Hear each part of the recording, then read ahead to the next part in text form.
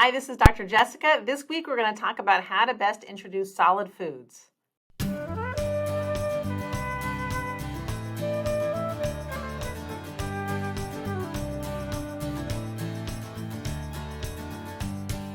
First, I'd like to say that there's actually no right way to start solid foods. There are many ways to raise a child to be a healthy eater.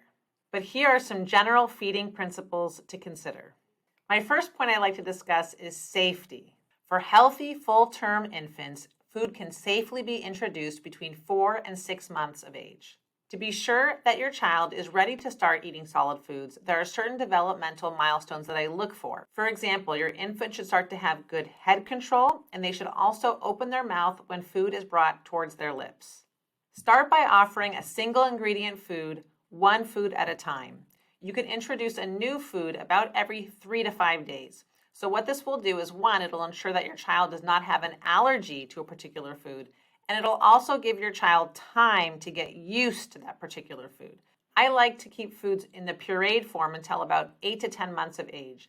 At that time, you can start giving them dissolvable finger foods. And don't forget, as your child starts to have more and more solid foods, be sure to introduce water to the diet. This will help make sure that they're not thirsty, and it also will keep them from getting constipated. There are very few rules when it comes to feeding your child. However, 2 things to keep in mind. Honey is a no-no before 1, as it has been linked to infant botulism. And the other rule is not to give your child cow's milk before 1. Kids will do just fine with either breast milk or formula. The second principle when it comes to starting solid foods is to keep the food healthy. I consider healthy foods to be any food that is actually grown from the ground. That includes foods like fruits, vegetables, and legumes. Some foods to consider starting with would be pureed peas, applesauce, sweet potatoes, or for a lazy cook like me, I like starting with avocados and bananas because it was really easy to mash up without having to cook. Make sure to avoid adding any extra added salt or sugar. Your child does not need that. A lot of parents will ask me, how much do I give? That answer is honestly up to your child. It's important to follow your child's cues. If they keep opening their mouth when you offer them food, keep feeding them. They'll let you know when they're full by closing their mouth or turning their face away. And one of my favorite mantras is that as a parent, it is our job to be responsible for the quality of the food, and it is the child's job to be responsible for the quantity of the food.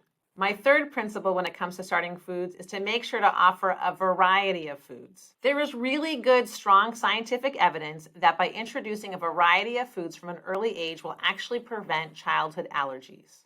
Have you ever heard that it's healthy for your child to actually roll around in dirt and get exposed, as this may build up their immune system?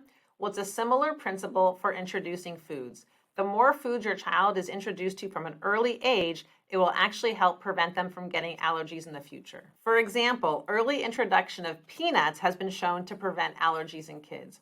In Israel, for example, one of the first favorite foods to consume is a peanut cracker called bamba. And in Israel, actually, they have some of the fewest peanut allergies in children.